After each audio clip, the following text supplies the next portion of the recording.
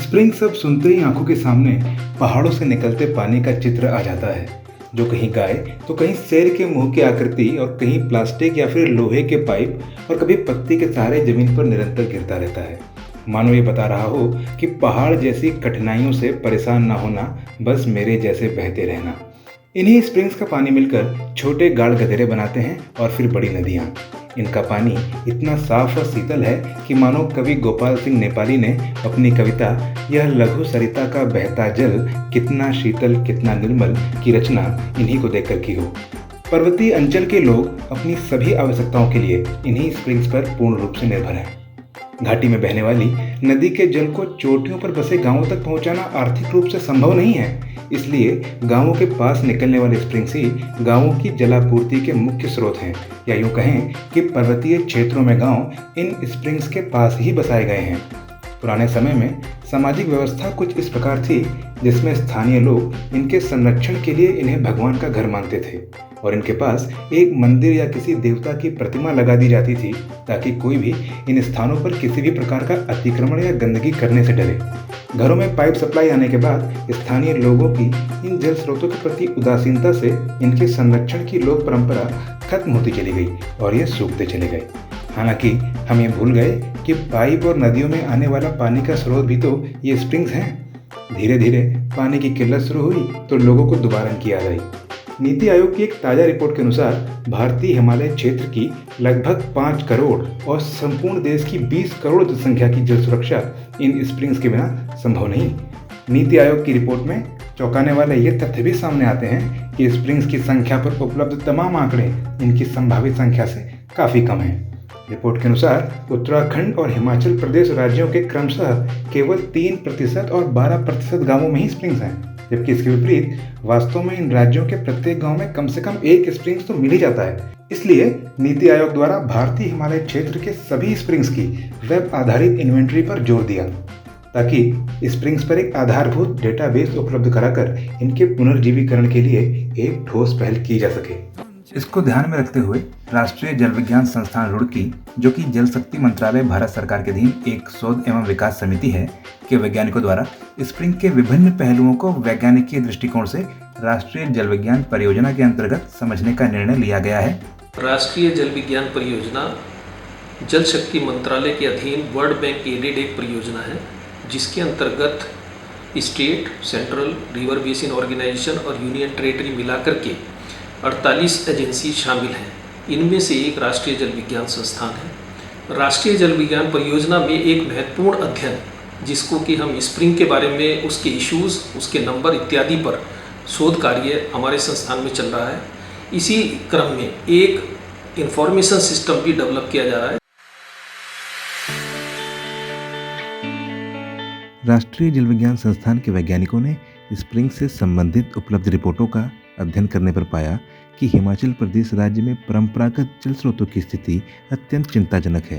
हिमाचल प्रदेश विज्ञान प्रौद्योगिकी और पर्यावरण परिषद ने हिमाचल प्रदेश के 7 जिलों की 169 पंचायतों में सर्वेक्षण में पाया कि केवल 30% परंपरागत जल स्रोत अच्छी स्थिति में थे और पूरे वर्ष ठीक से पोषित हो पा रहे थे, जबकि 70% स्रोतों की स्थिति अत्यंत चिंताजनक थी, जिनका निकट भविष्य में सूखना संभावित था। ये चश्मा हम अपनी लाइफ लाइन बोल सकते हैं, क्यों यहाँ तकरीबन 2,500 के पॉपुलेशन है, तो सारी ये जो चश्मे का पानी पीने के लिए यहीं से हमारे पास हैंडपम्प भी लगे हैं, वाटर सप्लाई का पानी भी आता है, लेकिन पीने के लिए जो इसी पानी को और यही चश्मा जो है वो पूरे गाँव की प्यास बुझाता है। समस्या तब और भी गंभीर हो जाती है जब चंबा जैसे आकांक्षी जिले, जो कि देश की एक महत्वपूर्ण नदी रावी के जल ग्रहण क्षेत्र का मुख्य भाग हैं, के लगभग सभी स्प्रिंग्स नाजुक हालत में हों और जिनका निकट भविष्य में सूखने का खतरा हो। इसलिए अध्ययन के लिए रावी नदी के हिमाचल प्रदेश में पड़ने वाले लगभग 5,400 वर्ग किलोमीटर जल ग्रहण क्षेत्र को पायलट प्रोजेक्ट के रूप में चुना गया। चंबा जिला अपने प्राकृतिक सौंदर्य के लिए प्रसिद्ध है।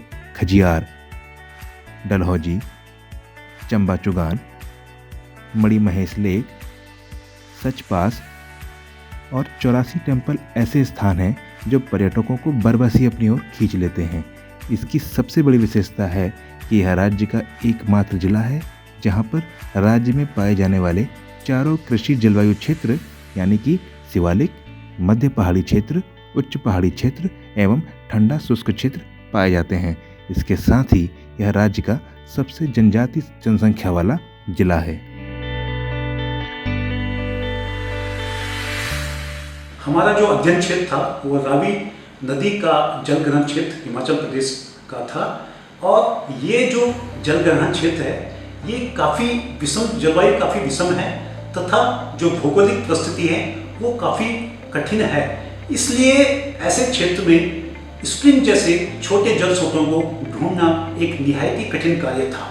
इसके लिए जरूरत थी एक ठोस नीति की तथा एक मजबूत टीम की। इसके लिए सबसे पहले हमने जो सर्वे ऑफ इंडिया की टोपोशीट थी उनमें जो मेजर स्प्रिंग्स थे उनको डिजिटाइज किया तथा कुछ अन्य स्रोतों से भी जो उपलब्ध स्प्रिंग पे जो उपलब्ध आंकड़े थे उनको संकलित किया तथा साथ में गाँव के डिजिटाइज मैप भी तैयार किए ताकि इससे हमें यह पता चल सके कि किस क्षेत्र में स्प्रिंग्स का डेंसिटी ज़्यादा है ताकि हम अपने जो फील्ड वर्कर हैं उनको नियुक्त कर सकें। इस प्रकार पूरे अध्ययन क्षेत्र को 4 भागों में बांटा गया। हर एक भाग के लिए एक फील्ड असिस्टेंट नियुक्त किया गया। फील्ड स्टाफ को विकसित विलेज मैप एवं स्प्रिंग डेंसिटी मैप को समझने और स्प्रिंग के स्थान पर जियो टैगिंग तथा जल गुणवत्ता मापने हेतु संस्थान पर और फील्ड पर प्रशिक्षण दिया गया। सभी मैप्स को डिजिटल फॉर्म में फील्ड स्टाफ के मोबाइल पर अपलोड कर दिया गया ताकि वे बिना भटके किसी भी गांव में किसी भी स्प्रिंग पर आसानी से पहुंच सकें। और अब चल दिए हम अपनी राह पर स्प्रिंग के आंकड़े जुटाने। हमारी यह कोशिश रही कि हर स्प्रिंग्स का सर्वे किया जाए, चाहे वो गांव के पास हो या गांव से दूर। हालांकि हमारा सर्वे केवल लगभग 10,000 फीट तक सीमित रहा क्योंकि इसके ऊपर सामान्य अवस्था में जाना संभव नहीं था और इसके ऊपर भी सामान्यतः कोई आबादी नहीं रहती है। सर्वे के दौरान फील्ड स्टाफ द्वारा भरे फॉर्म में लिखावट के कारण काफ़ी त्रुटियां देखने को मिली और इन फॉर्म्स को डिजिटल फॉर्म में रूपांतरित करने में भी अच्छी खासी मेहनत लग रही थी। इसलिए इंफॉर्मेशन टेक्नोलॉजी के आंकड़े संग्रह एवं विश्लेषण के कुछ उन्नत टूल जैसे कोबो टूल बॉक्स का उपयोग करके एक मोबाइल ऐप विकसित किया गया। इस ऐप में ज़्यादातर सर्वे प्रश्न के उत्तर विकल्प के रूप में ड्रॉप डाउन मेनू में दिए गए जिससे मानवीय त्रुटि को खत्म किया जा सके।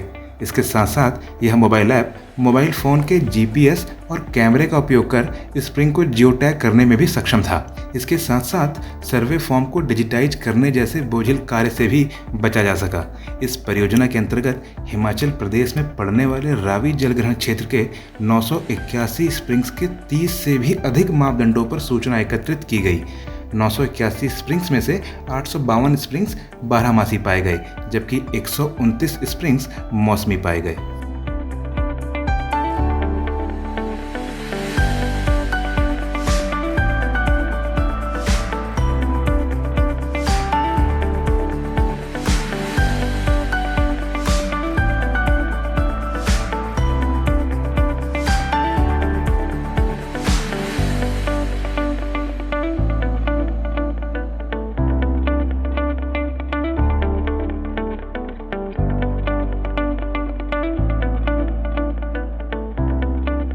सर्वे के दौरान यह देखा गया कि रावी नदी के जलग्रहण क्षेत्र के 1000 से 2000 मीटर के भूभाग में सबसे ज़्यादा स्प्रिंग्स पाए गए, जिससे स्पष्ट है कि इस विशेष ऊंचाई पर स्थानीय भौगोलिक और भूगर्भीय परिस्थितियां स्प्रिंग्स उत्पत्ति के लिए अनुकूल हैं।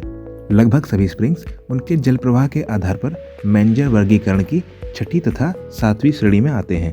केवल 3% स्प्रिंग्स ऐसे हैं जिनका उच्च जल प्रवाह है और 5वीं श्रेणी में आते हैं। 760 स्प्रिंग्स ऐसे पाए गए जिन पर एक गांव निर्भर है, जबकि 207 स्प्रिंग्स ऐसे जिन पर एक से अधिक गांव निर्भर है। अगर निर्भरता स्तर की बात करें तो 308 स्प्रिंग्स ऐसे हैं जो उस गांव की जीवन रेखा हैं, जबकि 650 स्प्रिंग्स ऐसे हैं जहां पर गांव वालों के पास इसके अलावा पानी के कुछ और भी विकल्प उपलब्ध हैं। अधिकतर स्प्रिंग्स पर 200 से 300 लोग प्रति स्प्रिंग्स निर्भर पाए गए। 85% स्प्रिंग्स या तो सरकारी या ग्राम पंचायत के स्वामित्व की जमीन पर पाए गए। हालांकि इनके ऊपर के जल ग्रहण क्षेत्र में अधिकांशतः या तो कृषि भूमि है या जंगल है। इसके साथ ही स्प्रिंग्स के जल के भौतिक मापदंड जैसे स्वाद, गंध, रंग, पीएच, ईसी, टीडीएस, एल्कलिनिटी, का ऑन साइट पर तथा जल में पाए जाने वाले मुख्य धनायनों तथा ऋणायनों का परीक्षण करने हेतु राष्ट्रीय जल विज्ञान संस्थान के जम्मू क्षेत्रीय कार्यालय पर एक बुनियादी जल गुणवत्ता प्रयोगशाला विकसित की गई।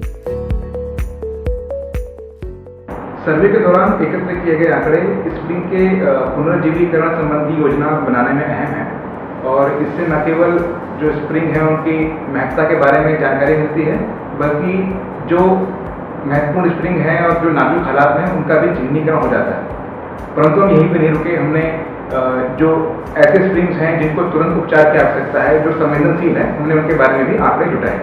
संवेदनशील स्प्रिंग्स की पहचान के लिए मानक तय करना और उन मानकों के वेटेज तय करना एक मुश्किल एवं व्यक्तिपरक कार्य है। हम कहीं पूर्वाग्रही या पक्षपाती न हो जाएं, इसके लिए हमने स्प्रिंग्स पर काम करने वाले लोगों को स्प्रिंग्स को प्रभावित करने वाले कारकों पर उनकी राय गूगल फॉर्म से मांगी।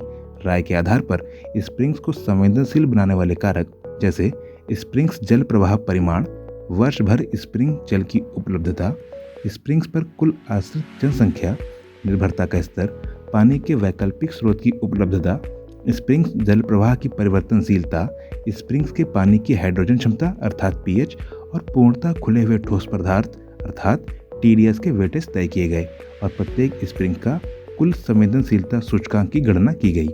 कुल संवेदनशीलता सूचकांक के आधार पर सभी स्प्रिंग्स को 3 वर्गों उच्च संवेदनशील, मध्यम संवेदनशील और निम्न संवेदनशील में बांटा गया।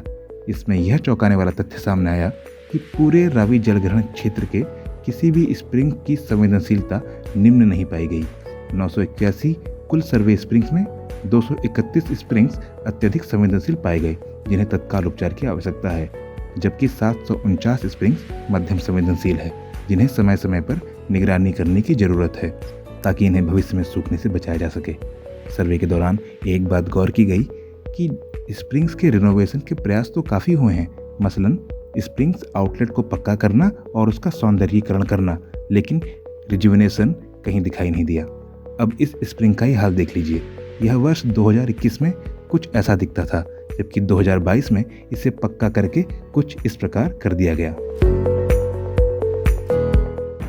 परियोजना के अंतर्गत एकत्रित किए गए सभी आंकड़ों को एक जगह संग्रहित करना तथा उनसे जानकारी निकालकर आम जनता के लिए उपलब्ध कराना निसंदेह एक काफ़ी बड़ी चुनौती थी, जिसके लिए हमने एक इंफॉर्मेशन सिस्टम डेवलप किया। ये आप देख सकते हैं कि ये हमारा information system of Himalayan springs और वल्नरेबिलिटी असेसमेंट एंड रिजुविनेशन यानी कि ईश्वर। इसमें योजना की सारी इंफॉर्मेशन जैसे award project team, infographic, gallery आदि सभी दी गई हैं और ये रावी रिवर कैचमेंट की बाउंड्री है और इसमें जो रेड सर्कल दिए गए हैं वो सारे स्प्रिंग्स हैं जो इस परियोजना के अंतर्गत जियो टैग और सर्वे किए गए हैं। अगर किसी स्प्रिंग्स के बारे में अगर आपको डिटेल जानकारी देनी हो तो आप इसमें गेट इन्फॉर्मेशन टूल में जाकर इसको जूम करके और यहाँ पे डबल क्लिक करके आप देख सकते हैं कि ये स्प्रिंग का फ़ोटो आपके सामने आ जाएगा और अगर आपको इसके बारे में डिटेल जानकारी चाहिए तो आप व्यू मोर डिटेल में जाकर जनरल इन्फॉर्मेशंस, स्प्रिंग्स का नाम, लैटिट्यूड, लॉन्गिट्यूड, एलिवेशन, विलेज, ग्राम पंचायत इत्यादि सूचना और डेमोग्राफिक इन्फॉर्मेशंस में डिपेंडेंसी के बारे में जानकारी और उसका डिस्चार्ज क्या है इसके बारे में जानकारी और वाटर क्वालिटी इन्फॉर्मेशन में उस स्प्रिंग्स की वाटर क्वालिटी क्या है इसके बारे में आपको डिटेल इन्फॉर्मेशन मिल जाएगी। किसी भी स्प्रिंग को भविष्य में सूखने से बचाने के लिए उसके रिचार्ज एरिया को चिन्हित करना सबसे महत्वपूर्ण कार्य है। हालांकि यह एक कठिन कार्य है, लेकिन स्थानीय भूवैज्ञानिक मानचित्रों, भू रासायनिक विश्लेषणों, आइसोटोपिक एनालिसिस तथा हाइड्रोलॉजिकल इन्वेस्टिगेशन की मदद से स्प्रिंग के संभावित रिचार्ज एरिया को चिन्हित किया जा सकता है। स्प्रिंग का रिचार्ज एरिया पता चल जाने पर जल संरक्षण के उपाय स्थानीय टोपोग्राफी के अनुरूप नियोजित किए जा सकते हैं। इस दौरान स्थानीय चट्टानों के फ्रैक्चर और फॉल्ट का बारीकी से विश्लेषण किया गया और इन चट्टानों के डिप कोण एवं स्ट्राइक का पता लगाया गया, जिसके आधार पर भूजल के प्रवाह का आकलन किया जाता है। पूरे अध्ययन क्षेत्र में विभिन्न ऊंचाइयों पर 7 स्थानों पर वर्षा मापी यंत्र भी लगाए गए, जो कि दैनिक वर्षा आंकड़े मापने के काम तो आते ही हैं, साथ में समस्थानिक विश्लेषण के लिए नमूने एकत्रित करने के काम भी आते हैं। समस्थानिक विश्लेषण के आंकड़ों के आधार पर रावी जलग्रहण क्षेत्र के लिए लोकल मीटियोरिक वाटर लाइन विकसित की गई। इसके साथ ही स्प्रिंग्स के जल के समस्थानिक विश्लेषण के आंकड़े एवं एल्टीट्यूड इफेक्ट के आधार पर विभिन्न स्प्रिंग्स के संभावित रिचार्ज एरिया की ऊंचाई का भी आकलन किया गया। विभिन्न स्प्रिंग्स के जल प्रवाह का विश्लेषण कर स्प्रिंग्स को पोषित करने वाले जलभृत की जानकारी जुटाई गई। साथ ही स्प्रिंग्स के जल के विभिन्न समय पर एकत्रित किए गए जल का रासायनिक विश्लेषण भी किया गया। सभी विश्लेषणों के आधार पर स्प्रिंग्स के संभावित रिचार्ज एरिया का चिन्हीकरण किया गया। परियोजना में एकत्रित व विकसित जानकारी को समय समय पर स्थानीय हितधारकों के साथ साझा किया गया एवं उनके सुझाव भी लिए गए। स्प्रिंग्स के तकनीकी व वैज्ञानिक ज्ञान को पारंपरिक ज्ञान के साथ समावेशित कर जन भागीदारिता से इन जल स्रोतों का कायाकल्प किया जा सकता है। शायद ये देश की जल सुरक्षा के लिए आज सबसे ज्यादा जरूरी है। The kind of portal which NIH has created for one basin, actually a Ravi basin, a similar kind of a portal with more detailed information would be available for the entire kind of a country.